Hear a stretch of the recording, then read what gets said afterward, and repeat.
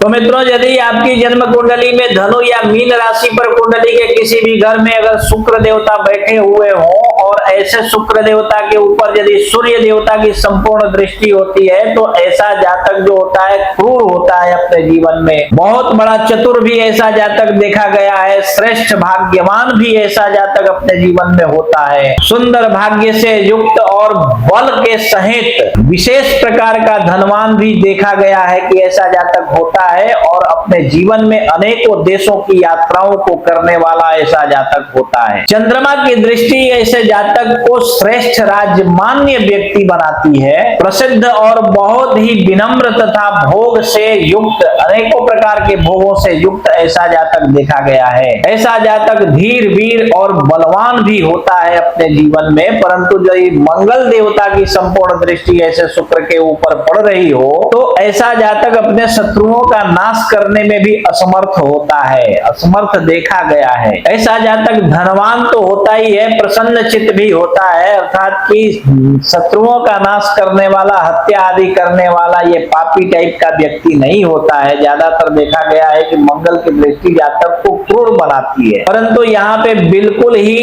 ऐसा फल नहीं बतलाया गया है। यहाँ पर शास्त्रकार कहते हैं कि ऐसा जातक स्त्रीकृत प्रेम से युक्त होता है, श्रेष्ठ पुण्यवान व्यक्ति और श्रेष्ठ वाहनों से युक्त भी ऐसा जातक देखा गया है। परंतु बुध देवता की संपूर्ण दृष्टि यदि हो तो ऐसे बुध देवता श्रेष्ठ प्रकार के वाहनों से युक्त ऐसे जातक को बनाते हैं अपने जीवन में। धन वस्त्र और आभूषणों से पूर्ण तरह से सुखी ये जातक और बहुत ही संपन्न देखने में आता है। श्रेष्ठ प्रकार के खाद्यान्नों से भी युक्त ऐसा जातक अपने जीवन में होता है, ठीक है। परंतु धनु या मीन राशि पर बैठे हुए शुक्र देवता के ऊपर यदि गुरु देवता की संपूर्ण दृष्टि पड़ रही हो तो ऐसे गुरु देवता की दृष्टि के परिणाम स्वरूप ऐसे जातक को अपने जीवन में घोड़ा, सोना, वस्त्र और अनेकों प्रकार के आभूषणों की प्राप्ति सहज ही हो जाती है। हाथी तक अर्थात श्रेष्ठ से श्रेष्ठ वाहन विमानों से भी ये सुसज्जित होता है अपने जीवन में और स्त्रियों के सुख से अपने जीवन में सदैव सुखी ही देखा गया है। परंतु शनि देवता की संपूर्ण दृष्टि ऐसे जातक को श्रेष्ठ कर्मों का भागी बनाती है, जिसके परिणाम स्वरूप ऐसा जातक भाग्यवान भी होता है। उत्तम प्रकार के सुख और नित्य ही उत्सवों से युक्त